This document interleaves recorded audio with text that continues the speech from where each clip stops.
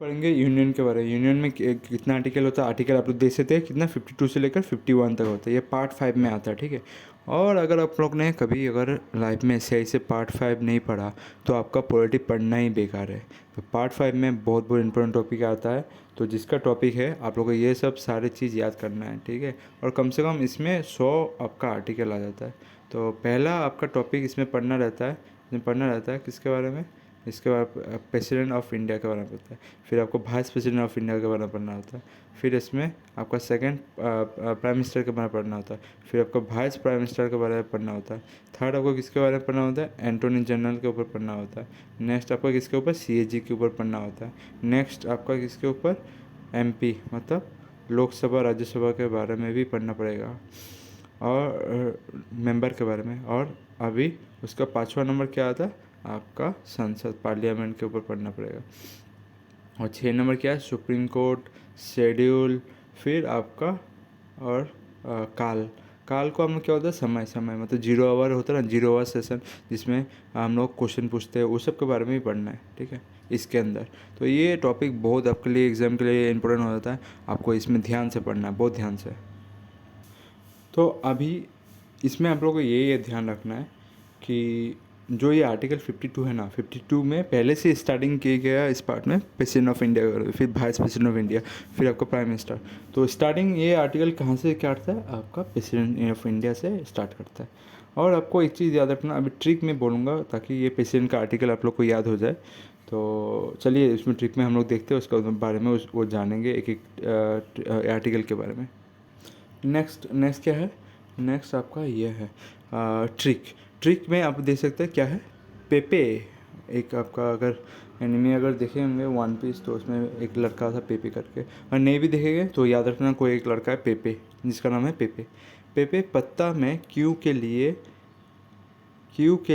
कोई खाली जगह नहीं छोड़ा। तो पेपे से पूछा जा रहा है, पेपे तूने जो पत्ता लिया था उसमें क्यू के लिए क्यों कोई खाली जगह नहीं छोड़ा है, या उसके खाने के लिए या उसका लिखने के लिए कोई जगह नहीं छोड़ा, ठीक है, वही सेंस में। तो पेपे मैं पूछ रहा हूँ उससे, पेपे पत्ता में क्यों के लिए कोई खाली जगह क्यों नहीं छोड़ा है, तो ये पूछ रहा है। तो नेक्स्ट देखते हैं, नेक्स्ट क्या है। नेक्स्ट आपका प्रेसिडेंट के बारे में है। आपका आर्टिकल आ जाता है 52 प्रेसिडेंट ऑफ इंडिया के बारे में, मतलब इंडिया का एक प्रेसिडेंट होना चाहिए। जैसे पी से क्या हो गया, प्रेसिडेंट। फिर पी से क्या हो गया, आपका पावर। फिर ई से क्या हो गया, आपका इलेक्शन। फिर आपका पत्ता का पी से हो गया आपका प्रोसेस। टी से क्या हो गया, टाइम पीरियड, कितना समय तक रहेगा टेन्योर। मतलब ई से क्या हो जाएगा, एलिजिबिलिटी ऑफ इलेक्शन, मतलब क्या क्या मतलब पढ़ा लिखा होना चाहिए या नहीं, उम्र होना चाहिए इतना। क्यू से क्या हो जाएगा, आपका क्वालिफिकेशन। और सी से क्या हो जाएगा, कंडीशन। ओ से क्या हो जाएगा, ओथ। आई से क्या होगा, इम्पीचमेंट। तो ये सब आपको पढ़ के जाना है, ठीक है। और अभी एक एक समझा देता हूँ क्या क्या बोलना चाह रहा है इसके अंदर। तो अभी हम लोग पढ़ते हैं आर्टिकल नंबर 52। इसमें क्या होता है, प्रेसिडेंट ऑफ इंडिया के बारे में। प्रेसिडेंट ऑफ इंडिया के बारे में मतलब सोच लीजिए, तो प्रेसिडेंट ऑफ इंडिया के बारे में, ठीक है। तो प्रेसिडेंट ऑफ इंडिया के बारे में मैं बोलना चाहूँगा, प्रेसिडेंट ऑफ इंडिया का पद कहाँ से लिया गया, आपका कहाँ से लिया गया, ये लिया गया है यूके से, यूनाइटेड किंगडम से। और एक चीज़ मैं बोल दूँ, जो हम लोग का प्रेसिडेंट ऑफ इंडिया का है कुछ पावर नहीं है खास ऐसा। आप अमेरिका का प्रेसिडेंट देख लीजिए, अमेरिका का प्रेसिडेंट अगर ओबामा, डोनाल्ड ट्रम्प था, उन लोगों को कितना पावर रहता था, युद्ध लड़ लेते थे, अफगानिस्तान में युद्ध करवाया था ओबामा के समय में। तो हम लोग का प्रेसिडेंट का है ये जो युद्ध घोषित करने का नहीं है, वो सब पावर नहीं है, ठीक है। तो प्रेसिडेंट का जो हम लोग का ये लिया गया है मतलब स्ट्रक्चर, ये प्रेसिडेंट का जो ये होना चाहिए कंट्री में, वो कहाँ से ले गया है, यूके से ले गया है। पर वो सब पावर नहीं है जैसा कि अमेरिका का प्रेसिडेंट का पावर होता है। तो ये जो रानी होती है, इंग्लैंड की रानी, वो तो उसको प्रेसिडेंट नहीं बोला जाता पर क्वीन बोला जाता है। क्वीन का काम वही होता है, बस ठप्पा लगाना बैठ बैठ के, और कुछ नहीं, जो पास हो जाएगा बिल उल। तो वही उसी तरह का प्रोसेस लेके इंडिया में भी लाया गया है। नेक्स्ट ये बोलना चाहूँगा कि आपका जो 53 है ना आर्टिकल, वो उसमें क्या बोलता है, 53 आर्टिकल ये बोलता है कि एग्जीक्यूटिव पावर दिया गया, मतलब जितना सारा गवर्नमेंट का कोई भी चीज़ हो, कोई भी संपत्ति हो, कोई भी आपका मतलब जैसे एयरफोर्स हो गया, आर्मी हो गया, नेवी हो गया, उसका हेड कौन रहता है? ये प्रेसिडेंट रहता है। मतलब प्रेसिडेंट का पावर इसमें दिखाता है। सब एग्जीक्यूटिव का पूरा जितना सारा एग्जीक्यूटिव रहेगा, एग्जीक्यूटिव डिपार्टमेंट, वो सब का मतलब हेड कौन रहेगा? ये प्रेसिडेंट ऑफ इंडिया रहेगा। तो ये जानना बहुत ज़रूरी होता है। तो आपको ये याद रखना आर्टिकल नंबर जो 53 है, आर्टिकल नंबर 53 में क्या है बात? आर्टिकल नंबर 53 में कि एग्जीक्यूटिव पावर में तो मतलब कॉन्स्टिट्यूशन ऑफ इंडिया में लिखा गया है रियल पावर जो है वो ऑफिशियल अगर पावर बोलूँ तो वो प्रेसिडेंट के पास है, ठीक है। अगर रियल पावर बोलो, रियल पावर किसके पास है? वो प्राइम मिनिस्टर के पास। बस प्रेसिडेंट का काम है साइन मारना। प्राइम मिनिस्टर बोलेगा तो जीएसटी पास होगा, प्राइम मिनिस्टर बोलेगा तो नोटबंदी होगा, प्राइम मिनिस्टर बोलेगा तो आर्टिकल 370 हटेगा। तो वही होता है रियल पावर, ठीक है। तो अभी आर्टिकल नंबर 54 क्या बोलता है? इलेक्शन के बारे में। तो इलेक्शन कौन करवाता है प्रेसिडेंट का? वो आपको पता होना चाहिए, इलेक्शन कमीशन ऑफ इंडिया करवाता है। और इस कमीशन में आपका सेकंड पॉइंट क्या होता है? इसमें वोट जो दिया जाता है वो इलेक्टोरल कॉलेज द्वारा वोट दिया जाता है। इलेक्टोरल कॉलेज में कौन कौन रहता है? एक तो आपका पार्लियामेंट में क्या होता है? एक साइड लोकसभा, एक साइड राज्यसभा, और एक साइड में क्या होता है?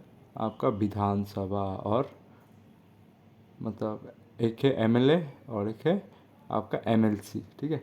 तो आपको ये याद रखना है एमएलसी को वोट देने नहीं दिया जाता है, एमएलए लोग ही सीधा वोट दे सकते हैं। और लोकसभा और राज्यसभा के जितने सारे मेंबर ये सब दे सकते हैं, पर एमएलसी को नहीं दिया गया। क्यों नहीं दिया गया? कभी आपने सोचा है इसका देने का? ये कारण है, यूपीएससी में क्वेश्चन पूछा गया था। ये देने का कारण है क्योंकि इंडिया में टोटल 7 एमएलसी है, और 7 एमएलसी है, स्टेट है 28, यूनियन टेरिटरी है 8। तो अगर 7 को इसी पावर दे दिया जाएगा, ये तो पक्षपात हो जाएगा ना। बाकी स्टेट में तो एमएलसी होना चाहिए ना। तो यही बोला गया जब इंडिया में पूरा एमएलसी आ जाएगा सब जगह, तब जाके एमएलसी वाले मेंबरों को वोट देने दिया जाएगा प्रेसिडेंट के इलेक्शन में। तो यही कारण था जिसके कारण एमएलसी को वोट देने नहीं दिया जाता है। और इधर से आप लोग पढ़ सकते हैं जो जो पॉइंट मैंने पढ़ा था। ये नॉन डायरेक्ट इलेक्शन होता है प्रेसिडेंट का, और मेंबर ऑफ बोथ हाउस और पार्लियामेंट, और आपका असेंबली वाला दिया जाता है, लेजिस्लेटिव असेंबली, ठीक है। मेंबर ऑफ लेजिस्लेटिव असेंबली वो वाला दिया जाता है। और जो आपका यूनियन टेरिटरी होता है उसका नाम दिया है, जैसे दिल्ली हो गया, पुडुचेरी, जम्मू कश्मीर हो गया। अभी एक बात आता है कि अभी जो होता है पार्लियामेंट में लोकसभा और राज्यसभा, ठीक है। और जैसे कि लोकसभा और राज्यसभा में आपको पता है कितना मेंबर नॉमिनेट होता है? तो राज्यसभा में 12 मेंबर नॉमिनेट होता है, और आपका लोकसभा में 2 एंग्लो इंडियन होता है सिलेक्टेड। तो एंग्लो इंडियन बोलने के बाद आपको लगा कि एंग्लो इंडियन क्या होता है? मैं बोलूँगा ज़रूर, ओके। तो ये 12 आदमी जो होता है वो होता है समाज सेवी, एक्टर, आर्ट एंड कल्चर के रिलेटेड, या कोई साइंटिस्ट या कोई एक्सपर्ट है किसी फील्ड के रिलेटेड। जैसे सचिन तेंदुलकर हो गया था, फिर अमिताभ बच्चन की बीवी, और कुछ रेखा को दिया गया था जो एक्टर थी। तो ये सब, और रंजन गोगोई जो सुप्रीम कोर्ट ऑफ इंडिया का जस्टिस था, तो उन लोगों को दिया गया था। तो बात ये हो गया अभी जो 12 और 2 है, तो इन दोनों को वोट देने नहीं दिया जाता प्रेसिडेंट के इलेक्शन में। क्यों नहीं दिया जाता? क्योंकि उन लोग को कौन चुनने वाला था? प्रेसिडेंट चुनने वाला था। अगर वही प्रेसिडेंट सेकेंड टर्म के लिए अगर उसने लड़ना शुरू किया, मतलब खड़ा हो गया इलेक्शन में, तो ये 12 वाले क्या करेंगे? वो तो उसी को ही वोट देंगे। तो इसलिए उन्हें वोट नहीं देने दिया जाता है प्रेसिडेंट के इलेक्शन में। तो आपको याद रखना है प्रेसिडेंट के इलेक्शन में ये 12 और 2 को वोट देने नहीं दिया जाता है। तो अभी देख सकते हैं जो आप लोग का जो सिलेक्शन होता है वो किस किस बेस में होता है। फ्रॉम द एमोंगस्ट पीपल, जो 12 नॉमिनेट मेंबर होता है, special knowledge in respect of literature में होना चाहिए, साइंस में होना चाहिए, आर्ट्स में होना चाहिए, सोशल सर्विस में होना चाहिए, ये सब। और लोकसभा में एंग्लो इंडियन चुना जाता है। तो एंग्लो इंडियन किसे बोलते हैं? एंग्लो इंडियन आपको फॉरेनर नहीं बोलना है, ठीक है। कोई इंसान होता है जो बोलता है एंग्लो इंडियन, वो होता है जो फॉरेनर होता है। नहीं, एंग्लो इंडियन वो होते हैं जो यूरोप कंट्री से थे, ठीक है। यूरोप कंट्री से थे मतलब उनका जो पूर्वज था वो यूरोप कंट्री से थे। जैसे कि जब भारत आज़ादी से पहले तो क्या होता है, ब्रिटिशर लोग इंडिया में थे। तो ब्रिटिशर लोग क्या करते थे, कुछ कुछ इंडियन लड़कियों से शादी कर लिया करते थे, जो शादी के बाद उनका जो बच्चा होता था उस बच्चे को हम लोग क्या बोलते हैं, एंग्लो इंडियन। क्यों बोलते हैं? क्योंकि उनका जो पूर्वज है, उनका पिताजी है, वो यूरोप से थे, यूरोप से, ना कि फॉरेन कंट्री मैंने बोला है, सिर्फ यूरोप आना चाहिए। यूरोप में आपका कंट्री होता है, मतलब यूरोप का कंट्री होना चाहिए। और आपको जैसे पता है यूरोपियन जो कंट्री थे वो इस ऐसे आते थे, ठीक है। पहले पुर्तगीज आया था, कब आया था?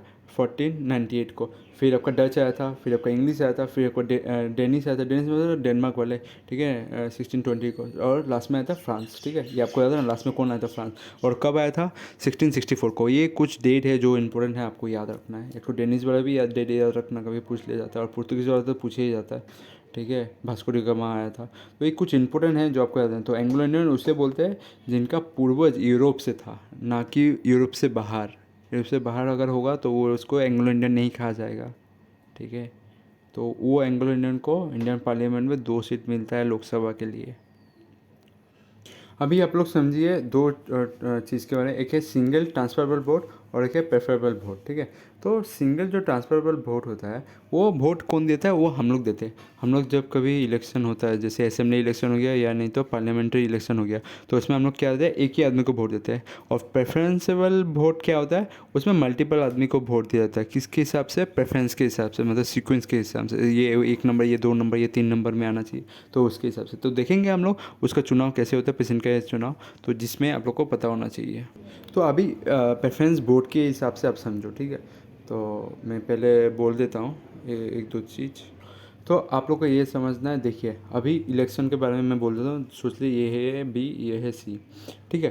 तो पहला आदमी आया, उसने दिया ए को सेकंड प्रेफरेंस, बी को दिया 1 और इसको दिया 3। फिर दूसरा आदमी आया, वो दिया 3 दिया, फिर 1 दिया, फिर 2 दिया। फिर आया तीसरा आदमी जिसने दिया 3 दिया और क्या दिया? 2 दिया और 1 दिया। फिर आया चौथा आदमी जिसने 2 दिया, उसको 3 दिया, उसने 1 दिया। फिर आया आपका और एक आदमी, यह पांचवा आदमी है, उसने क्या बोला? 1 दिया इसको, मतलब ए को 1 दिया और बी को दिया 3 और सी को दिया कितना? 2, ठीक है। तो हो गया। अभी गिना जाएगा वोट। वोट कैसे गिना जाएगा? ए को कितना वोट मिला है? 1 नंबर में रखने वाले कितना आदमी थे? एक आदमी।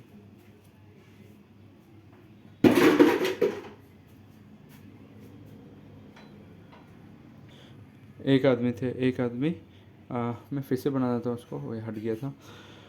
तो ए को फिर से बनाता हूँ। ये ए है, ओके, ये ए है, ये बी है, ये सी है। तो एक के दिन और क्या था? 2 1 3 और उसके बाद आया 3 1 2, उसके बाद आया 3 2 1, फिर आया आपका 2 3 1, उसके बाद आया 1 3 2। तो ए को 1 नंबर प्रेफरेंस में रखने वाले कितने आदमी थे? एक ही आदमी थे, ठीक है, 1। बी को 1 नंबर में रखने वाले कितने आदमी थे? 2 आदमी थे, ये है ना, 2। सी को 1 नंबर में रखने वाले कितने आदमी थे? 2 आदमी थे। तो पहला फेज में 1 नंबर निकल गया, ए नंबर निकल गया, ठीक है। ए नंबर निकल गया, अभी बचा 2। तो पहला फेज में 2 के बीच टाई हुआ, ठीक है। अभी टाई को ब्रेक करने के लिए हम लोग जाएंगे सेकेंड फेज में, ठीक है। सेकेंड फेज में देखा जाएगा कितने आदमी ने उसको 2 नंबर पे रखा, 2 नंबर रैंक के। 2 नंबर रैंक में रखने के लिए सी को रखा गया 2। ये आप 2 दे सकते हैं, ये 2 दे सकते हैं, तो ये 2 सी वाला हो गया, ठीक है। तो सी वाला इलेक्शन जीतेगा, प्रेसिडेंट का इलेक्शन। तो ऐसे जीता जाता है प्रेफरेंस वोट में, ठीक है। ये होता है प्रेफरेंशियल वोट। और प्रेसिडेंट के इलेक्शन में, ठीक है, प्रेसिडेंट के इलेक्शन में सिंगल ट्रांसफरेबल वोट जो दिया जाता है वो क्या होता है? वो देखिए, मैंने अगर बोला था ना, जैसे कि सेकंड फेज़ में दोनों में से एक जीत गया, पर अगर सेकंड फेज़ में भी दोनों का इक्वल निकले वोट का परसेंटेज, तो क्या करेगा? जो पहले फेज़ में जो हार गया था ए का वोट लेके बी और सी में बांट दिया जाएगा, ताकि वोट का परसेंटेज ज़्यादा निकले और बांटने के बाद कोई एक रिजल्ट निकले, जिसके कारण इन दोनों में बांट दिया जाता है। तो बांटने के बाद जो निकलेगा उसे ज़्यादा वोट परसेंटेज से निकलेगा, उसे हम लोग क्या बोलते हैं? सिंगल ट्रांसफरेबल वोट, ठीक है। सिंगल ट्रांसफरेबल वोट बोलते हैं हम लोग उसे, यही होता है प्रेसिडेंट के इलेक्शन के लिए। और एक चीज़ बोल दूँ, जितना आदमी होगा ना उतना फेस तक जाएगा, ये बात लिखा गया है। मतलब अगर 4 आदमी होगा इलेक्शन में तो 4 फेस तक जाएगा, ठीक है। तो ऐसा ही होता है इलेक्शन में। तो ये आप लोग जान लीजिएगा, single transfer board, preference transfer board, ये प्रेसिडेंट का इलेक्शन में कैसे करते हैं, क्योंकि स्टेटमेंट में आपको देखने को मिलेगा यूपीएससी और पीसीएस एग्ज़ाम में। तो आपके लिए ये जानना ज़रूरी हो जाता है, ठीक है। तो अभी आप लोग को ये पता रखना है कि जो हम लोग का जो सिंगल ट्रांसफरेबल बोर्ड होता है, 2-3 पॉइंट बोल देता हूँ पेशेंट के लिए। ये 2-3 पॉइंट आपको याद रखते जाना है। पहला तो है आपका इलेक्शन कमीशन इनका इलेक्शन करवाता है, प्रेसिडेंट इलेक्शन। फिर आपका सेकंड पॉइंट आता है इलेक्टोरल कॉलेज के द्वारा ही प्रेसिडेंट को चुना जाता है, ठीक है, इलेक्टोरल कॉलेज द्वारा। थर्ड पॉइंट होता है आपका इनडायरेक्ट इलेक्शन होता है, ठीक है, इनडायरेक्ट इलेक्शन।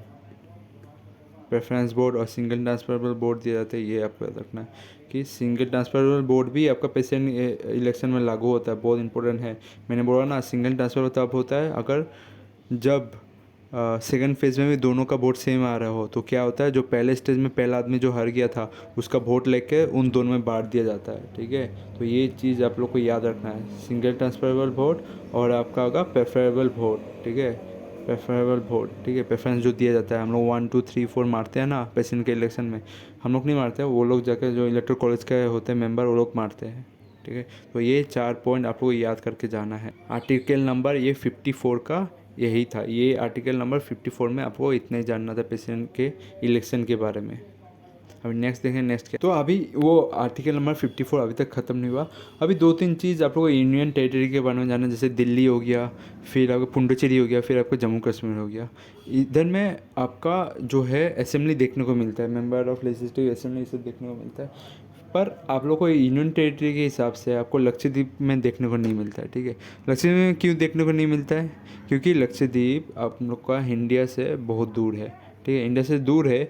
देख के क्या होता है, ये जगह अगर असेंबली दे दिया और उन लोग का आदमी एक साथ यूनिटी हो गया तो वो लोग क्या करेंगे, दूसरे कंट्री में जाना शुरू कर देंगे। नहीं तो वो बोलेंगे हम लोग इंडिपेंडेंट है, हम लोग इंडिपेंडेंट होने के कारण उसको वो ये देना नहीं चाहते, ठीक है।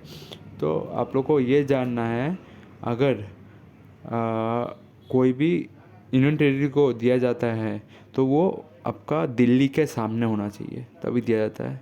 और इतना उम्मीद होना चाहिए गवर्नमेंट को, वो हम लोग का देश से आज़ाद होने की मांग नहीं करेगा। पर गवर्नमेंट क्या है, गवर्नमेंट ऑफ इंडिया ने अंडमान निकोबार आइलैंड या लक्षद्वीप या आपका इस जगह को ये आपका यूनियन टेरिटरी रखा है और उधर में असेंबली नहीं दिया है। उन लोग का जो मतलब रास्ता, सड़क, फॉरेन, मेडिकल, हेल्थ, एजुकेशन सब आपका यूनियन गवर्नमेंट लेता है। पर उन लोग को असेंबली नहीं दिया, क्योंकि वो लोग सोचते हैं अगर दूर है ज़्यादा तो वो लोग आज़ादी का मांग कर सकते हैं आगे जाके। तो इसीलिए उन लोग को ये परमिशन नहीं दिया जाता है। तो इस जगह में यूनियन टेरिटरी में आपको एलजी देखने को मिलता है, जैसे दिल्ली का आपको देखने को मिलता है। तो ये चीज़ आप लोग को याद रखना है, ये सब चीज़ अभी मैं इलेक्शन के अंडर में बोल रहा हूँ, ठीक है। तो अभी मतलब पुडुचेरी, जम्मू कश्मीर और आपका दिल्ली, दिल्ली का ये सब देने का कारण क्यों क्या था, असेंबली देने का, ये लोग का असेंबली देने का कारण ये था क्योंकि दिल्ली में आपका जनसंख्या ज़्यादा है। ये जम्मू कश्मीर में जनसंख्या ज़्यादा है, पुडुचेरी में जनसंख्या ज़्यादा है, ठीक है। तो इस जगह में अगर ज़्यादा है तो क्या होगा, जितना ज़्यादा आदमी रहेगा उतना ज़्यादा समस्या रहेगा उस जगह में। तो समस्या अगर ज़्यादा रहेगा तो समस्या का हल करने वाला भी कोई होना चाहिए। तो गवर्नमेंट ने देखा, सेंट्रल गवर्नमेंट में जो इतना जो शिकायत आ रहा है वो लोग हम लोग नहीं संभला पाएंगे, तो वो लोग क्या कर दिया, उस जगह में एक विधानसभा दे दिया। विधानसभा दिया पर उतना ज़्यादा पावर नहीं दिया जाता जितना स्टेटों को पावर दिया जाता है। क्योंकि आप लोग दिल्ली का देख सकते हैं, दिल्ली का एग्जांपल है, दिल्ली का तो विधानसभा है पर दिल्ली का जो अरविंद केजरीवाल है वो लोग पुलिस का कंट्रोल नहीं है उन लोग के पास। वो किसके पास कंट्रोल है, ये आपका सेंट्रल गवर्नमेंट के पास कंट्रोल होता है। तो ये चीज़ आपको जानना जरूरी होता है, ठीक है। तो वैसा ही आपको जम्मू कश्मीर में हो गया, वैसा ही आपको दिल्ली में हो गया, वैसा ही आपका पुडुचेरी में हो गया। पुडुचेरी, दिल्ली और जम्मू कश्मीर में देने का यही कारण था कि ताकि उधर जनसंख्या ज़्यादा है, तो जनसंख्या ज़्यादा होने से ज़्यादा शिकायत होगा तो हल करना भी होना चाहिए। तो उन लोग ने इनडायरेक्टली अपना जो बोझ है वो कम करने के लिए एक असेंबली बना दिया उस जगह में, ठीक है। तो इसीलिए और लोग इस जगह में आप लोग को असेंबली देखने को मिलता है, यही कारण है। तो मैं एक चीज़ बोलना चाहूँगा, अगर मैं एक चीज़ बोलूँगा अभी, देखिए आप ये मैप देखिए। मैप में अगर सोच लीजिए इधर गुजरात हो गया, ठीक है, गुजरात, इधर राजस्थान, ठीक है, गुजरात और राजस्थान का आपका असेंबली भंग हो गया, मतलब असेंबली वैकेंट हो गया। वैकेंट किस लिए हुआ? क्योंकि कोई एलिजिबल पार्टी नहीं बन पाया, बहुमत से, मेजोरिटी से वो पार्टी नहीं बन पाया। तो क्या हो जाएगा, वो गवर्नर के पास आ जाएगा। तो उस समय ही कुछ दिन बाद आपका प्रेसिडेंट चुनाव होने वाला है। क्या ये स्टेट जो कि भंग हो चुका है वो उस इलेक्शन में पार्टिसिपेट करेंगे? नहीं, नहीं कर पाएंगे, ठीक है। तो ये चीज़ आप लोग को याद रखना, नहीं नहीं कर पाएंगे। और अगर प्रेसिडेंट का ऑफिस खाली रहता है, मतलब प्रेसिडेंट कोई भी नहीं रहता है, तो कम से कम 6 महीने के अंदर वो भरना पड़ेगा। विद इन 6 मंथ से ना, वैकेंसी रहने से, कोई मर जाने से या कोई रिजाइन कर देने से कम से कम 6 महीने के अंदर ये वाला पोस्ट फिल करना पड़ेगा, सरकार का दायित्व है। अभी इस फॉर्मूला का मतलब समझो, ठीक है, इस फॉर्मूला का मतलब समझो। Vote, value of vote of A MLA, ये कब लगता है? ये आप लोग का जब प्रेसिडेंट इलेक्शन होता है ना, प्रेसिडेंट इलेक्शन में बोला जाता है, कभी टीवी पे सुने होंगे, जे द्रौपदी मुर्मू 7 लाख वोटों से जीत गया, 8 लाख वोटों से जीत गया। 8 लाख वोट आप लोगों को कभी मन में नहीं लगा जो 8 लाख और 7 लाख वोट कैसे होता है? क्योंकि हमारे देश में इतने तो एमपी नहीं है, राज्यसभा के मेंबर नहीं है, असेंबली के मेंबर नहीं है, इतने तो नहीं है ना। 8 लाख में तो नहीं है, 7 लाख में तो नहीं है ना। तो आप जैसे जान सकते हैं हम लोग का देश में जो है ये आपका ये पकड़ लीजिए कितना है। मैं एक रफ आइडिया देता हूँ आप लोग को। लोकसभा में कितना सीट होता है? 543, ठीक है। और राज्यसभा में कितना होता है आपका? 243, ठीक है। तो 243 होता है। तो और उसके बाद एमएलए होता है। एमएलए का ज़्यादा से ज़्यादा सीट कितना होगा आपका? यूपी में 400 की तरफ हो जाएगा, बिहार में कितना हो जाएगा? 300 जैसा। तो ये सब टोटल करने से आपका 1000 में कुछ आता है, 1000 में कुछ आता है, ठीक है। तो 1000 में कुछ आने से ये आपका 8 लाख 7 लाख में कैसे पहुंच जाता है? तो यही फॉर्मूला हम लोग का भी बताएगा ये कैसे होता है। आप जैसे ये देख पा रहे हैं, इस फॉर्म में क्या लिखा हुआ है? टोटल पॉपुलेशन, मतलब टोटल जनसंख्या, जनसंख्या ऑफ स्टेट, ठीक है। स्टेट का जनसंख्या कितना है, मतलब आदमी कितना है, तो जनसंख्या कितना है, टोटल पॉपुलेशन ऑफ स्टेट, ठीक है। फिर जाएगा total number of elected MLA, elected MLA कितना है उस मतलब उस जगह में, ठीक है, उस जगह में इलेक्टेड एमएलए कितना है, और डिवाइड किससे कर देना है? 1000 से। अभी ये वाला सोचिए, एक कैलकुलेशन आप लोग को बोलता हूँ। देखिए जैसे कि हम लोग सोच सकते हैं एक एमएलए को, ये एक एमएलए को वोट मिल रहा है, सिर्फ एक एन लिखा हो ना, एक एमएलए को इतना वोट मिलता है। मतलब वो कैसे पकड़ा जाएगा? एक एमएलए का जो राज्य है, राज्य में उसका स्टेट का कितना पॉपुलेशन है, जनसंख्या कितना है स्टेट का, फिर टोटल नंबर इलेक्टेड एमएलए, मतलब उस विधानसभा का सीट कितना था, ठीक है। वही तो है ना टोटल नंबर ऑफ एमएलए। सोचिए अगर आप बिहार पकड़ लिया, 250 हो गया, ठीक है। बिहार का जनसंख्या हम लोग पकड़ लेते हैं, एक आइडिया से, रफ आइडिया से हम लोग करते हैं, ठीक है। 10 करोड़ पकड़ लेते हैं, ठीक है, बिहार का 10 करोड़, ठीक है, 10 करोड़। फिर ये 4, 3, 4, हाँ और एक होगा, हाँ, ये 10 करोड़ हो गया। और विधानसभा में सीट कितना है? 250, ठीक है। और आपका डिवाइड बाय कितना? 1000, ठीक है। ये एक एमएल को इतना मिलेगा, बस एक एमएल को। आप सोचिएगा, अभी देखिएगा, तो आप ये पूरा कटेंगे तो कितना आएगा आपका? आएगा 400, ठीक है। पूरा कैंसिल करेंगे तो कितना आएगा? 400। तो अभी एक एमएल को इतना मिला है, तो टोटल एमएल हमारा कितना था? 250 करेंगे तो कितना आएगा? 1 लाख आएगा। देखना, इसको 250 कर देना, टोटल वैल्यू कितना आएगा? 1 लाख, ठीक है, 1 लाख आएगा। तो 1 लाख जब आ गया, तो 1 लाख का आप 1 लाख आ गया ना, तो एक राज्य से, बस बिहार से 1 लाख वोट जा रहा है प्रेसिडेंट को, एक प्रेसिडेंट को, ठीक है। तो 1 लाख वोट जा रहा है। तो ऐसे आप लोगों को सुनने को मिलता है टीवी में, 8 लाख से जीत गया, 7 लाख से जीत गया। इस फॉर्मूले से होता है हिसाब। कैसे? जनसंख्या divided by total number of seat या total number of elected MLA, ऐसे होता है, ठीक है। टोटल नंबर ऑफ सीट मतलब जितना सीट रहेगा उतना ही तो एमएलए आएगा ना, इलेक्टेड हो गए, वही बात है।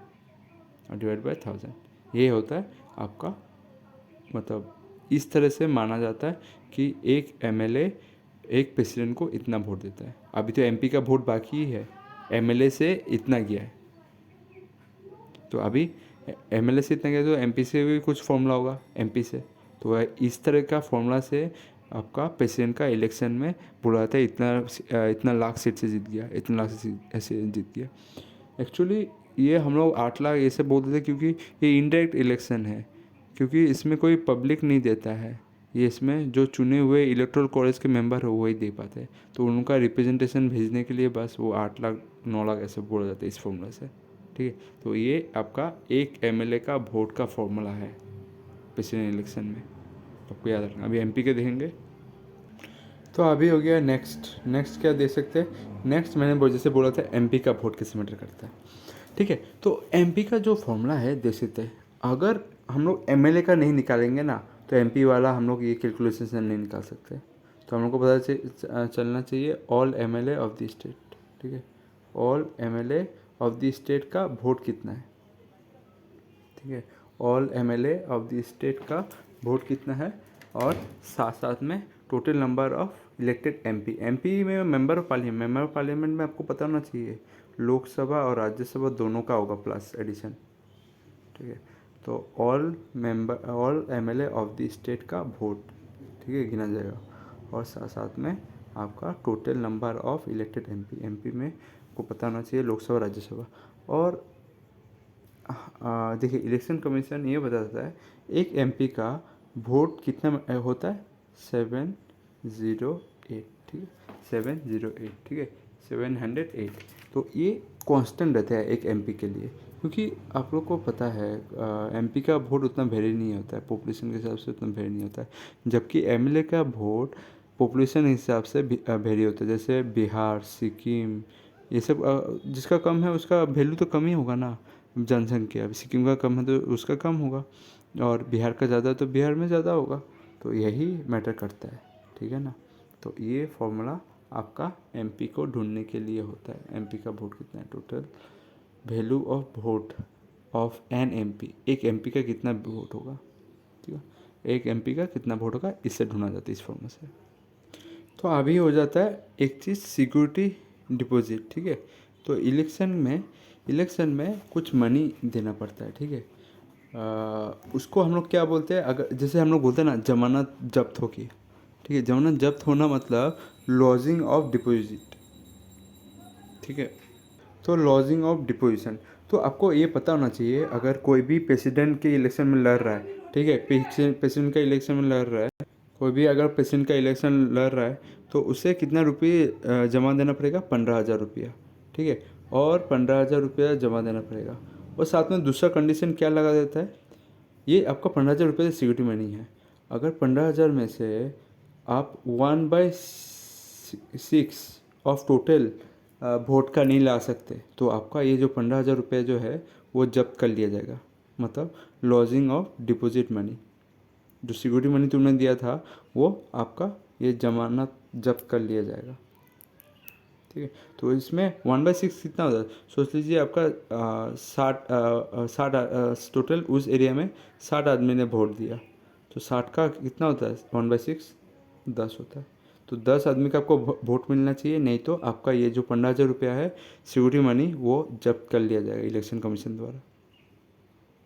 अगर आप 1/6 से ज़्यादा सीट ले लेंगे तो ये आपको पैसा फिर से रिटर्न मिल जाएगा।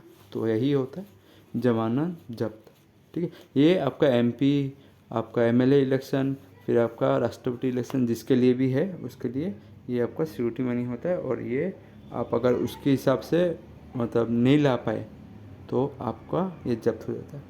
और ये 15,000 जो सिक्योरिटी मनी दिया जाता है ना वो एक्चुअली दिया जाता है ताकि आप इलेक्शन के नियम उयम ये सब माने, ठीक है, इसीलिए दिया जाता है, नियम कानून जो इलेक्शन कमीशन द्वारा बनाया गया है। और जमानत जब्त करने से कोई बात नहीं होता है, और जमानत जब्त करने से बस यही उनको फ़र्क मिलेगा कि आपकी बेइज्जती होगी कि आपका तो जमानत जब्त हो गया। टीवी में सुनने को आता है ना, इतने एमएलए का जमानत जब्त हो गया, तो ये सुनने में आपका बेइज्जती होता है, ठीक है। राष्ट्रपति हो चाहे एमएलए हो चाहे आपका प्राइम मिनिस्टर हो, सबके लिए यही नियम लागू होता है। नेक्स्ट हम लोग क्या देख सकते हैं, नेक्स्ट देख सकते हैं ये the candidate who get 50% of the vote consider as elected. मतलब प्रेसिडेंट के इलेक्शन में एक कोटा रख दिया जाता है कि आपको अगर से ज़्यादा मतलब आ गया वोट तो आप प्रेसिडेंट के लिए इलेक्ट हो जाएंगे। तो इसमें देखिए कोटा का एक सिस्टम रखा गया। मतलब ये फॉर्मूला तो ठीक है, पर अभी थोड़ा सा इसका फॉर्मूला डिफरेंट हो गया। मैं बताता हूँ आपको। पहले तो अभी ये जान लीजिए, नंबर ऑफ वोट पोल्ड, ठीक है, नंबर ऑफ वोट पोल और डिवाइडेड बाय क्या है, टू। टू मतलब आपका है उम्मीदवार, इसमें दो उम्मीदवार पकड़ा है, ठीक है, दो उम्मीदवार खड़ा हुआ और नंबर ऑफ वोट कितना दिया गया उसको +1। जैसे कि 100 आदमी थे, ठीक है, 100 आदमी ने वोट दिया, तो 2 से डिवाइड करोगे कितना 50 आएगा, और उसमें 1 कर दोगे क्या आएगा इसका 51। तो आपको 51 सीट पाने से आपको कंसिडर किया जाएगा आप इलेक्टेड है, ठीक है। और आपका अभी अभी ये थोड़ा चेंज हो गया, ठीक है, अभी ये चेंज हो गया। तो ये वाला एक तरीका होता है आपको प्रेसिडेंट को चुनने का। नहीं तो दूसरा भी और एक होता है जिसमें ट्रांसफरेबल वोट बनाता है, प्रेफरेंस वाला, तो प्रेफरेंस दिया जाता है। तो ज़्यादा प्रेफरेंस वाला होता है, कोटा वाला कम होता है। तो कोटा वाला का एक थोड़ा कम ही था कोटा वाला का। ये तो नंबर ऑफ वोट ये सब आपको तो ठीक है, ठीक है, पर ये उम्मीदवार मतलब कितना खरा हुआ इलेक्शन में, प्रेसिडेंट के इलेक्शन में। तो ये उम्मीदवार कैंडिडेट कितना है, ठीक है, कैंडिडेट कितना खरा हुआ। और हम लोग ने क्या किया, उसको चेंज कर फॉर्मूला इधर में 1 लगा दिया और +1 लगा दिया, ठीक। नीचे भी एक 1 लगाया, ऊपर में भी एक 1 लगाया, ठीक है। तो इससे आपको क्या होगा, जैसे मतलब क्या होता है, कैंडिडेट बहुत ज़्यादा खड़ा हो जाता है प्रेसिडेंट के इलेक्शन में। जैसे ज़्यादा आदमी खड़ा होता है तो ये ऊपर वाला जो फॉर्मूला है ना वो थोड़ा मतलब कोटा तक पहुँचने के लिए सब उम्मीदवार कम जाता है। जैसे कि आपको 51 सीट लाना है और उम्मीदवार हो गया 4, ठीक है। तो उतना तक पहुँचते पहुँचते एक एक जो इलेक्टेड होना चाहिए उतना तक पहुँचते पहुँचते उसका बहुत कष्ट हो जाता है, क्योंकि सब वोट डिवाइड हो गया। तो ये अगर 1 लगा देंगे ताकि वो कम से कम मिनिमम नज़दीक नंबर तक पहुँच सके।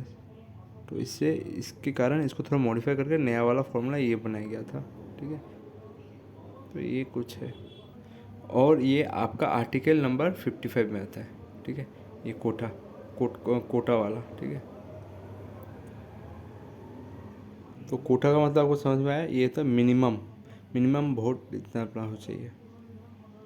तो अभी आपका 56 नंबर आर्टिकल प्रेसिडेंट का क्या होता है, इधर तो नहीं दिया हुआ, पर 56 आर्टिकल आपका होता है आपका मतलब टर्म कितना टर्म होगा।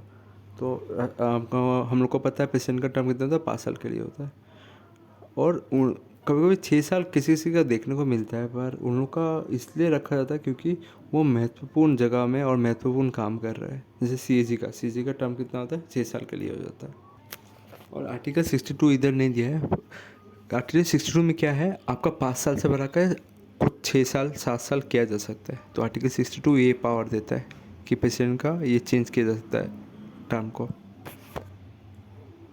और आर्टिकल नंबर 57, ठीक है, आर्टिकल नंबर 57 क्या है, आर्टिकल नंबर 57 ये बोलता है कि सोच लीजिए, आर्टिकल नंबर 57 ये है कि एक राष्ट्रपति का जो चुन चुका है एक बार पहले, वो उसका दूसरी बार भी चुना किया जा सकता है, मतलब दूसरी बार भी वो इलेक्टेड हो सकता है। दूसरी बार इलेक्टेड होने के लिए उसको पहले जैसा सेम प्रोसेस में जाना पड़ेगा जो जो उसने फेज़ बाय फेज़ इलेक्शन में जीता था प्रेफरेंस वोट देके। तो दोबारा से याद आया कि इंडिया का कौन पहला प्रेसिडेंट था जिसको दोबारा चुना गया था, 2 बार उसने होना प्रेसिडेंट बना था। तो 2 बार किसने बना था, वो आपका राजेंद्र प्रसाद, ठीक है। 1950 से लेकर 1962 मतलब टोटल 12 साल उसने बिताया था। सबसे लॉन्गेस्ट टेन्योर भी है उसका, ठीक है, राजेंद्र प्रसाद का, देख सकते हैं।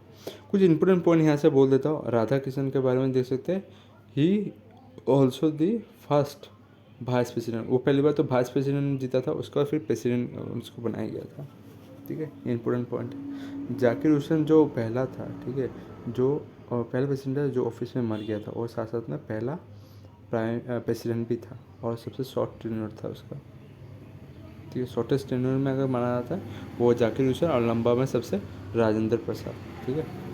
और ऑफिस में तो जाकिर हुसैन मर गया था, ठीक है। तो आपको ये याद रखना है। तो जाकिर हुसैन मरने के बाद क्या हुआ, वो जो बीबी गिरी था ना, उस समय क्या होता था, जाकिर हुसैन के समय बीबी गिरी हुआ करता था वाइस प्रेसिडेंट, ठीक है, वाइस प्रेसिडेंट। तो उसे उस समय एक्टिंग प्रेसिडेंट ऑफ इंडिया बना दिया था। तो पहला इंडिया का एक्टिंग प्रेसिडेंट कौन है, वो वीवी गिरी। बहुत इंपॉर्टेंट पॉइंट है, एग्जाम को भी पूछा जाता है। इंडिया का पहला एक्टिंग प्रेसिडेंट कौन था, वो वीवी गिरी था। ठीक है, वीवी गिरी था। ठीक है, तो जब वीवी गिरी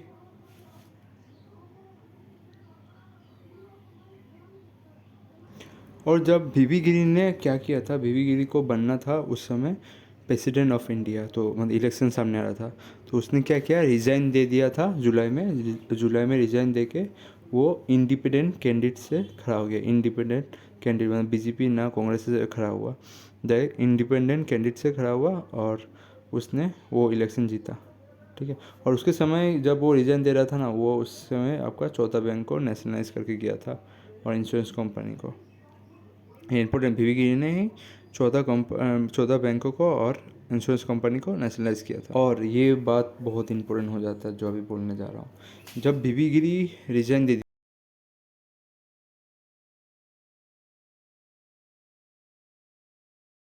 दिया था, ये जस्टिस हदा हदायत उल हा। ठीक है, तो इसका जो क्या था, ये आपका जब वीवी गिरी था, वीवी गिरी जब हम लोग का प्रेसिडेंट ऑफ इंडिया क्या हुआ करता था, तो क्या हुआ था, वीवी गिरी से पहले जाकिर हुसैन प्रेसिडेंट करता था। ठीक है, और जाकिर हुसैन जब मर गया और उस समय का उसके जगह में कौन बैठा हुआ था, वीवी गिरी वाइस प्रेसिडेंट का पद संभाला हुआ था। तो जाकिर हुसैन मर गया तो वीवी गिरी को एक्टिंग प्रेसिडेंट बना दिया गया, जैसे देख सकते हो। और जाकिर हुसैन पहला मुस्लिम प्रेसिडेंट था, और जाकिर हुसैन पहला ऐसा प्रेसिडेंट था, सॉरी, जो ऑफिस में मरा था। जो वीवी गिरी जब लिया था तो बस प्रेसिडेंट का और बस 5 साल ही बाकी था टेन्योर, मतलब 1 साल ही बाकी था टेन्योर। ठीक है, तो उसने देखा जो नज़दीक है, उसने क्या किया, सिर्फ 2 महीने के लिए प्रेसिडेंट का एक्टिंग प्रेसिडेंट का पद संभाला।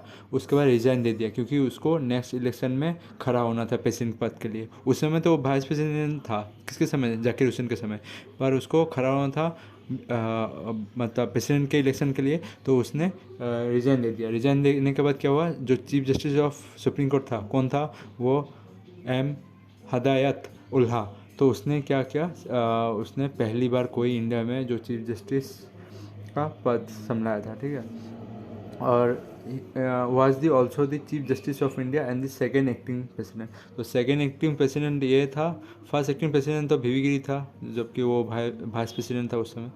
तो जब मतलब चीफ जस्टिस ऑफ इंडिया ने 1 महीने के लिए पद संभाला, 1 महीने का पद संभालने का जब इलेक्शन का रिजल्ट आया, तो रिजल्ट में वीवी गिरी को फिर से चुना गया, वीवी गिरी बन गया फिर से नया प्रेसिडेंट ऑफ इंडिया। ठीक है, तो आपको ये देखना है। ठीक है, ये कुछ इम्पोर्टेंट है। संजीवा रेड्डी के बारे में जानना है। संजीवा रेड्डी आपका यंगेस्ट प्रेसिडेंट था।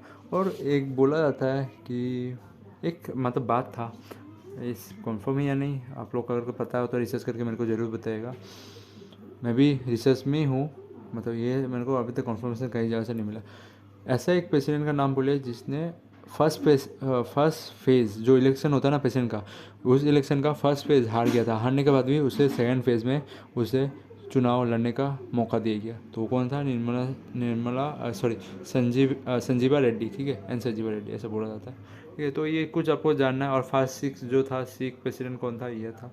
ठीक है, गायना ज़ैल सिंह। ठीक है, गायनी ज़ैली सिंह। ठीक है, और ओल्डेस्ट प्रेसिडेंट तो ये था वेंकट रमन।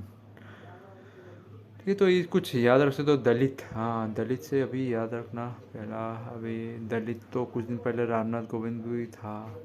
द्रौपदी मुर्मू तो पहला ट्राइबल प्रेसिडेंट है। आर के नारायण है तुम्हारा पहला दलित प्रेसिडेंट ऑफ इंडिया। और साइंटिस्ट में तो APJ अब्दुल कलाम पहला। ठीक है, तो ये कुछ देख सकते हो। जैसे ट्राइबल में कौन है, द्रौपदी मुर्मू। ठीक है, और पहला वोमेन कोई भी प्रेसिडेंट बनने का कौन था, मिस प्रतिभा पाटिल। तो पहला प्रेसिडेंट ऑफ इंडिया हुआ था। ठीक है, ये कुछ इंपॉर्टेंट बातें पूछा था। पहला वुमेन प्रेसिडेंट कौन था, और 2 बार किसने जीता था वो भी कभी पूछा जाता है। 2 बार इलेक्शन प्रेसिडेंट का, वो था आपका डॉक्टर राजेंद्र प्रसाद, 12 साल टेन्योर था उसका। ठीक है, ये कुछ आप लोग को जानना है यहाँ से। और देखिए आपका क्वालिफिकेशन ऑफ प्रेसिडेंट के लिए, क्वालिफिकेशन के लिए आपको पहला बात है कि राष्ट्रपति का क्या होना चाहिए, एज 35 होना चाहिए। 35 होना चाहिए, साथ साथ में वो क्वालिफाई करना चाहिए इलेक्शन और लोकसभा। ये बेकार में दिया हुआ है, ठीक है। बेकार में क्यों दिया है मैं आपको बोलता हूँ। अगर अगर उसको एज 35 35 हो गया तो वो 25 एज चाहिए राज्यसभा के लिए, तो ये तो बेकार का ही दिया हुआ है ना, बेफालतू का। नेक्स्ट आप लोग ये भी जान सकते हो कि वो राष्ट्रपति कोई भी गवर्नमेंट का ऑफिस कोई भी होल्ड नहीं कर सकता, ठीक है। तो यही लिखा हुआ है, जो not hold any office of profit under the union government of any state government, union government और पब्लिक अथॉरिटी में कोई भी वो अपना कोई भी उस जगह वो कुछ भी नौकरी नहीं कर सकता, या उस जगह का चेयरमैन नहीं हो सकता, वैसा कोई नहीं हो सकता वो। ये एक एलिजिबिलिटी है, नहीं तो वो उसी कंपनी को बार बार फ़ायदा पहुँचाता रहेगा ना, यही बात हो जाता है, ठीक है।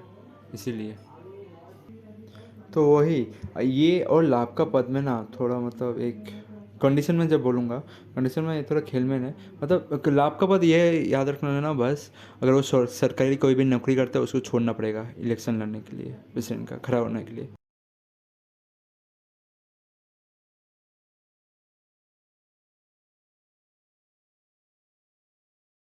लोकसभा का मेंबर बनने के लिए क्या होना चाहिए, एज 25 होना चाहिए।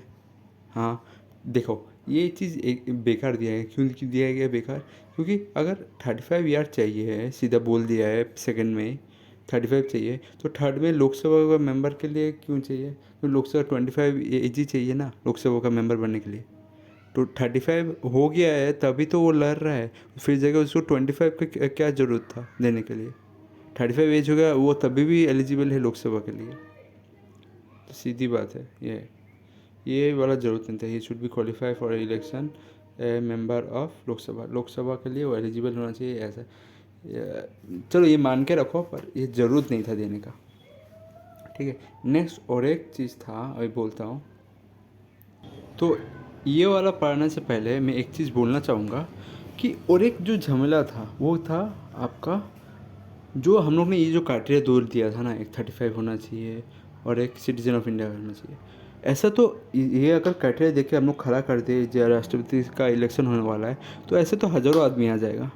अगर हज़ारों आदमी आ गया, उसमें रिक्शा वाला आ गया, कोई ठेले वाला आ गया, कोई देखो अंगूठा छाप आ गया, ठीक है, पढ़ाई नहीं किया, तो ये अगर ये सब आ गया तो ऐसे तो हज़ार करोड़ होगा जो कैंडिडेट होगा जो इलेक्शन लड़ेगा प्रेसिडेंट के लिए। तो पार्लियामेंट ने सोचा ऐसे तो हमारा हज़ार हो जाएगा, तो इसको रोकने के लिए पार्लियामेंट ने एक चीज़ लाया। क्या लाया अभी पढ़ते, वही 4 नंबर पॉइंट है। 4 नंबर पॉइंट है, जैसे लोकसभा में क्या होता है, मतलब पार्लियामेंट में क्या होता है, एक साइड लोकसभा होता है और एक साइड राज्यसभा होता है। तो अभी बोला है कि इलेक्शन कमीशन ने आप 50 ठो आदमी, ठीक है, 50 ठो आदमी आपका प्रोपोज़र होना चाहिए, मतलब आपका नाम दिया जाएगा प्रोपोज़र, ठीक है, प्रोपोज़र, ठीक है, प्रोपोज़र होना चाहिए। और 50 ठो आदमी आपका क्या होना चाहिए, अप्रूवर, ठीक है, अप्रूवर होना चाहिए। अगर 50 ठो आदमी अप्रूवर होना चाहिए, 50 ठो आपका आदमी आपका प्रोपोज़र होना चाहिए। और ये जो 50-50 मैं बोल रहा हूँ ना, वो कहाँ से लाएगा, लोकसभा से लाएगा, राज्यसभा से लाएगा। हाँ दोस्तों, यही सही सुना। जो लोकसभा से होगा, लोकसभा से एक 50 आदमी लेके आओ, नहीं तो राज्यसभा से 50 आदमी लेके आओ, नहीं तो इन दोनों का सम करके लेके आओ। मतलब आपने लोकसभा से 10 ले लिया, फिर राज्यसभा से 10 ले लिया, सॉरी राज्यसभा से 40 ले लिया, तो हो गया ना 50। 50 ने आपका प्रपोजल दे दिया, वो जाके बोलेगा इलेक्शन कमीशन को, जी हम चाहते हैं ये आदमी को आप प्रेसिडेंट के इलेक्शन में खड़ा करिए, प्रपोज कर दिया ना। अभी आ जाता है और 50 मैंने बोला था ना अप्रूवर, ठीक है, और 50 मैंने बोला अप्रूवर। और अभी अप्रूवर से मतलब आप पार्लियामेंट में जाइए, पार्लियामेंट से और ऐसे 50 आदमी को उठा के लाइए जो आपको अप्रूव करेगा, हाँ ये बनने लायक है, हाँ ये इसको देना चाहिए। ये 50 ऊपर वाला 50 और ये वाला 50 अलग अलग आदमी रहेगा, सेम आदमी कभी नहीं रहेगा, ठीक है। ये इम्पोर्टेंट है जानना, ऊपर आदमी और नीचे वाला आदमी अलग अलग रहेगा, सेम नहीं रहेगा। तो यही चीज़ आपको जानना है कि 50 आदमी लाना है जो आपका नाम प्रपोज करेगा। जैसे कांग्रेस देखो बीजेपी ने तो खड़ा कर दिया, बीजेपी को तो पता है उसका मेंबर ऑफ पार्लियामेंट में ज़्यादा है, स्टेट में भी ज़्यादा है, तो उन लोग का प्रेसिडेंट बनने वाला है। पर अभी कांग्रेस चाहता है कि कांग्रेस अपना वाला खड़ा करे, ठीक है, अपना वाला खड़ा करे अपना कैंडिडेट। तो क्या करेगा कांग्रेस का जब कैंडिडेट खड़ा होने जाएगा तो 50 आदमी क्या करेगा उसका नाम प्रपोज करेगा। वो 50 आदमी कहाँ से होना चाहिए, पार्लियामेंट से होना चाहिए, ना असेंबली से होना चाहिए, असेंबली से नहीं होना चाहिए, पार्लियामेंट से होना चाहिए, लोकसभा या राज्यसभा से। प्रपोज तो कर दिया, प्रपोज करने के बाद अभी अप्रूवर चाहिए, अप्रूवर और 50 आदमी को ढूंढ के लाओ संसद से, मतलब पार्लियामेंट से। वो अगर कर देंगे तो आप इलेक्शन लड़ने के लिए खड़ा हो सकते हैं। यही बस, इलेक्शन जीते नहीं है, इलेक्शन लड़ने के लिए खड़ा हो सकते हैं। ये आपका चौथा पॉइंट था, बहुत इंपॉर्टेंट पॉइंट था, आपको जानना था ये। तो यही है, आपको जानना है। और ये एक पॉइंट बोला गया है, he should not hold any office of profit. उसका गवर्नमेंट के अंदर कोई भी ऐसा ऑफिस नहीं होना चाहिए जो उसके अंडर चल रहा हो, उसके अंडर चल रहा हो, वो चला रहा हो। गवर्नमेंट, इंडियन गवर्नमेंट हो या सेंट्रल गवर्नमेंट हो या पब्लिक अथॉरिटी में हो, ठीक है। तो ये आप लोग को याद रखना है, ठीक है। ये कुछ होता है आप लोग को जानना है। आर्टिकल नंबर अभी 59 के बारे में पढ़ते हैं। ये क्या बोलता है, कंडीशन ऑफ प्रेसिडेंट ऑफिस। क्या क्या कंडीशन होना चाहिए, मतलब ये सब होना चाहिए। पहला जमानत होना चाहिए। जमानत कितना, 15,000 रुपये जमा करना चाहिए, ठीक है। अगर उसको इलेक्शन लाना तो 15,000 रुपया जमा करना पड़ेगा। दूसरा है वो पागल नहीं होना चाहिए, ठीक है। तीसरा है वो दिवालिया नहीं होना चाहिए, मतलब कोई बैंक से लोन लिया है और लोन नहीं चुका रहा है, ठीक है। जैसे नीरव मोदी ये सब हो जाता है, नीरव मोदी, फिर वो भी है किंगफिशर एयरलाइंस का, क्या नाम था उसका,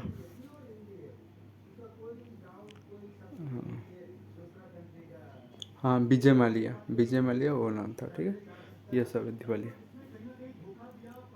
तो दिवालिया व्यक्ति इसलिए लगाया गया था, अगर वो कोई प्रेसिडेंट बन जाएगा वो क्या करेगा, सरकार से पैसा लेगा और उसमें लगा देगा जो बैंक से लिया था उसने लोन, इसलिए दिवालिया लगाया गया था। मतलब वो पैसा लेके पैसा भर नहीं सकता, उस कंडीशन में नहीं आना चाहिए। वो अपना औकात के हिसाब से ले जितना लोन लेना है। और आपका चौथा क्या होता है, कोई भी प्रॉफिट वाला पोस्ट में नहीं होना चाहिए। मैंने पढ़ा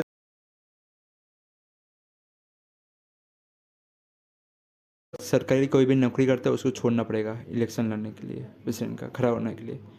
तो वो प्राइवेट आदमी रहना पड़ेगा बस, सरकारी अगर नौकरी करता है उसको छोड़ना ही पड़ेगा। फिर लाभ का पद में नहीं होना चाहिए। लाभ का पद में 4 पॉइंट लाभ का पद में नहीं होना चाहिए। लाभ का पद वो होता है कि मतलब आप अगर सरकारी नौकरी करते हैं आप चुनाव नहीं लड़ सकते प्रेसिडेंट का, सीधी बात है। तो यहाँ पर आप लोग के साथ बहुत बड़ा नाइंसाफ़ी हुआ। मेरे साथ क्या नाइंसाफ़ी हुआ मैं बताता हूँ आप लोग को, देखिएगा। लाभ का पद लेके, ठीक है, लाभ का पद लेके। तो अभी देखिए हम लोग को संविधान वालों ने पक्षपात कैसे किया, ठीक है। तो उन लोग ने क्या किया पता है, क्या किया हम लोग के साथ, ये किया कि आप जैसे एक सोच लीजिए गवर्नमेंट सर्वेंट है, ठीक है, जो गवर्नमेंट नौकरी करता है। तो उन्होंने क्या किया, आपको तो बोल दिया आपको सरकारी नौकरी तो छोड़ देना है प्रेसिडेंट के इलेक्शन के लिए। फिर जगह वो लोग बोलता है कि आप लोकसभा में नहीं हो सकते और राज्यसभा में नहीं हो सकते, या आप एमएलए के लिए भी नहीं होना चाहिए, एमएलए भी नहीं होना चाहिए, या एमएलसी का मेंबर भी नहीं होना चाहिए। समझ में आ रहा है, ये आपके लिए बोल रहा है, आप जैसे प्राइवेट आदमी के लिए या सरकारी नौकर के लिए, सरकारी जो नौकरी करता है उसके लिए। वो लोग बोलता है कि आप सरकारी नौकरी भी छोड़ दो, साथ साथ में आप लोकसभा और राज्यसभा और आपका एमएलए और आपका एमएलसी का भी मेंबर नहीं होना चाहिए, ठीक है। कितना कंडीशन लगाया ना हम लोग के ऊपर। अभी ये लोग का देखिए, ये लोग ने अपने लिए क्या किया, अगर वो लोग अगर लोकसभा का मेंबर हो गया, राज्यसभा का मेंबर हो गया, अगर कोई भी ऐसा आदमी जो लोकसभा का मेंबर हो गया या राज्यसभा का मेंबर हो गया या एमएलए का मतलब विधान परिषद का मेंबर हो गया, तो वो लोग क्या होगा, वो लोग बोलते हैं कि ये थोड़ी ना पब्लिक, ये थोड़ी ना नौकरी है, ये तो पब्लिक सर्वेंट है, ये कोई ना लाभ का पद है, ये लाभ का पद नहीं है। ये बोलेगा ये देश की सेवा है, ये जनता की सेवा है। तो उसमें क्या होता है, इन लोग को चांस दे दी जाता है कि ये लोग लड़ पाए वाइस प्रेसिडेंट और प्रेसिडेंट के इलेक्शन। देखा ना कैसे हम लोगों के साथ चुतियापा किया। वो लोग खुद के लिए नियम अच्छे से बनाए। हम जैसे गवर्नमेंट सर्वेंट अगर जाए या चाहे कि हम लोग बिना हम लोग बिना मतलब हम लोग सरकारी नौकरी करते हुए हम लोग प्रेसिडेंट के इलेक्शन लड़े, हम लोग नहीं कर सकते। हम लोग को एक तो हम लोग सरकारी नौकरी छोड़ना पड़ेगा, उसके बाद हम लड़ने जा सकते हैं। नहीं तो अगर आप चाहते हैं कि आप लोकसभा का मेंबर हो, मतलब लोकसभा का भी मेंबर हो या राज्यसभा का मेंबर हो, अगर आप नहीं है तो कोई बात नहीं, पर अगर गवर्नमेंट नौकरी, आपको गवर्नमेंट नौकरी छोड़ना पड़ेगा। पब्लिक को लिए ये इतना डिमांड रखा गया ना, मतलब हम लोग जैसे आदमी लोग के लिए, वो लोग क्या बोला है कि एक तो उसे गवर्नमेंट नौकरी छोड़ना पड़ेगा, साथ साथ में उसे लोकसभा के मेंबर नहीं होना पड़ेगा, उसको राज्यसभा का मेंबर नहीं होना पड़ेगा। ये उस सिचुएशन में बोल रहा हूँ, अगर कोई आदमी गवर्नमेंट सर्विस करता है तो वो क्या बोलेगा, मतलब हम लोग को पार्लियामेंट से क्या बोलेगा, पार्लियामेंट बनाया गया है ऐसे कि तुम जो गवर्नमेंट नौकरी कर रहे हो उसे छोड़ दो, साथ साथ में तुम लोकसभा का भी नहीं हो सकता, तुम राज्यसभा के आदमी नहीं हो सकता। ठीक है, हो गया ना, ख़त्म। आदमी नहीं हो सकता ना। अभी वो लोग अपने लिए ये बोलते हैं कि हम लोग अभी, हाँ वो लोग तो जो पॉलिटिशियन होता है वो तो एमएलए होता है, एमपी होता है, ये सब होता है, राज्यसभा का भी मेंबर होता है। तो लोग क्या बोलते हैं, हम लोग थोड़ी ना प्रॉफिट के लिए काम कर रहे हैं, हम लोग जनता के लिए काम कर रहे हैं, तो हम लोग तो खड़ा हो सकते हैं। देखा ना, यहीं पर चुतिया पे है। वो लोग अगर कोई भी काम करे, जैसे अभी नौकरी तो कर रहे हैं, पैसा तो मिल रहा है ना लोकसभा और ये सब करके एमपी का, बिना पैसे का बिना फैसिलिटी का कोई काम करता है, नहीं करता है। वही, वो लोग खुद के लिए नियम अच्छे से बनाए, हम लोग के लिए एकदम घटिया सा। और इस सबसे मज़ेदार बात ये है कि आप लोग गवर्नमेंट सर्विस करते हुए आप लोग को बोल दिया जाएगा आप पहले गवर्नमेंट नौकरी छोड़िए, उसके बाद इलेक्शन लड़िए। पर ये लोग एमएलए और एमपी रहते हुए, अगर वो लोग रहते हुए क्या बोलते हैं, वो लोग रहते हुए लड़ सकते हैं। उन लोगों को रिजाइन मतलब छोड़ना नहीं पड़ा एमएलए का पद ना एमपी का पद। वो लोग रहते हुए लड़ सकते प्रेसिडेंट के इलेक्शन। अगर जीत गए, बाई चांस अगर जीत गए, तभी जगह वो लोग रेजिग्नेशन देगा, मतलब इस्तीफ़ा देगा। हम लोग के लिए क्या है, पहले हम लोग रिजिग्नेशन दे, उसके बाद हम लोग इलेक्शन में खड़ा हो। उसमें भी नखरा है कि 50% अप्रूवल चाहिए, 50% प्रपोजल चाहिए, वो सब चाहिए। समझ में आ रहा है ना। हम लोग के लिए बहुत मतलब कष्ट करके दिया हुआ है। आप लोकसभा या एमपी अगर हुए तो आपके लिए प्रेसिडेंट बनने का चांस बहुत ज़्यादा हो जाता है, प्रेसिडेंट वाइस प्रेसिडेंट बनने का। पर अगर आप लोग नॉर्मल अगर गवर्नमेंट सर्वेंट है तो आप लोग ऐसे नहीं कर सकते। आपको बोलेगा पहले रिजिग्नेशन दो, फिर बोलेगा आप लोकसभा के मेंबर नहीं हो सकते, राज्यसभा के मेंबर नहीं हो सकते, तब जाके खड़ा हो सकते हैं। और अगर वो लोग के केस में आए, वो लोग के केस में क्या बोलेगा, आप लोग लोकसभा का मेंबर है, राज्यसभा मेंबर है, कोई बात नहीं, ये तो थोड़ी ना हम लोग अपने लाभ के लिए कर रहे हैं, हम लोग जनता के लिए कर रहे हैं काम। तो जनता के लिए काम कर रहे हैं, पर उन लोग का रेजिग्नेशन भी नहीं मांगा स्टार्टिंग में। हम लोग को तो पहले ही खड़ा होने से पहले स्टार्टिंग में हम लोग का इस्तीफ़ा मांग लिया जाता है, पर उन लोग का स्टार्टिंग में इस्तीफ़ा नहीं मांगा गया। वो लोग जब अगर सिलेक्ट हो गया उसके बाद मांगा जाता है। कितना पक्षपात है ना, यही पक्षपात के लिए इंडिया कॉन्स्टिट्यूशन खड़ा। तो यही एग्जांपल था जो रामनाथ कोविंद था, रामनाथ कोविंद या द्रौपदी मुर्मू, सोच लीजिए द्रौपदी मुर्मू शायद झारखंड का उस समय गवर्नर था। तो थोड़ी ना वो लोग बोलते हैं थोड़ी ना हम लोग अपने लिए काम करें, हम लोग जनता के सेवक हैं। तो गवर्नर के पद में था, तो गवर्नर के पद में रहते हुए इलेक्शन लड़ा, जबकि उसे इस्तीफ़ा हम लोग जैसे आदमी लोग इस्तीफ़ा देना पड़ता है पहले, लड़ने के से पहले। तो वो लोग को इस्तीफ़ा नहीं देना पड़ता, वो लोग लड़ लिया, लड़ने के बाद उसने इस्तीफ़ा दे दिया जब सिलेक्ट हो गया, पता चल गया। कितनी अच्छी बात है ना उन लोग के लिए। हम लोग आर्टिकल 60 के बारे में। आर्टिकल 60 के बारे में क्या है, आर्टिकल 60 आपको ऑथ और एफर्मेशन ऑफ प्रेसिडेंट, मतलब ऑथ कैसे लिया, शपथ कैसे लिया जाएगा, उसके बारे में बताया जाता है। तो इसके बारे में आपको जानना है कि सुप्रीम कोर्ट के जज के बारे में। ठीक है, सुप्रीम कोर्ट में टोटल 33 जज होते हैं और एक चीफ जस्टिस ऑफ इंडिया होता है। तो टोटल कितना हो गया, 34 स्ट्रेंथ। ठीक है, 34 स्ट्रेंथ में होता है। ठीक है, और इसमें यह बताया गया है कि सुप्रीम कोर्ट का जो चीफ जस्टिस होगा वही उसको शपथ दिलाएगा। अगर उसके जगह चीफ जस्टिस नहीं रहेगा तो सीनियर जज होगा, वो उसको शपथ दिलाएगा प्रेसिडेंट को। और सुप्रीम कोर्ट का जो आर्टिकल है वो कितना है, वो 124 है आर्टिकल, याद रखना। तो मेजॉरिटी ऑफ जो आपका ये शपथ दिलाने का हक है वो चीफ जस्टिस के ऊपर है। अगर किसी कारण से चीफ जस्टिस ऑफ इंडिया नहीं रहा, बुखार हो गया या बीमार गिर गया या छुट्टी पे है या कुछ ऐसा कुछ कारण हो गया जिसके कारण वो अटेंड नहीं कर सकता मेडिकल के कारण, तो उसमें जो सीनियर जज रहेगा वो दिया जाएगा। और एक चीज़ क्वेश्चन आपसे पूछना था, अभी का फ़िलहाल का चीफ जस्टिस ऑफ इंडिया कौन है? बोलिए आंसर में, कमेंट सेक्शन में लिखिए। आपका सही आंसर होना चाहिए डी वाई चंद्रचूड़। ये बात याद रखना है।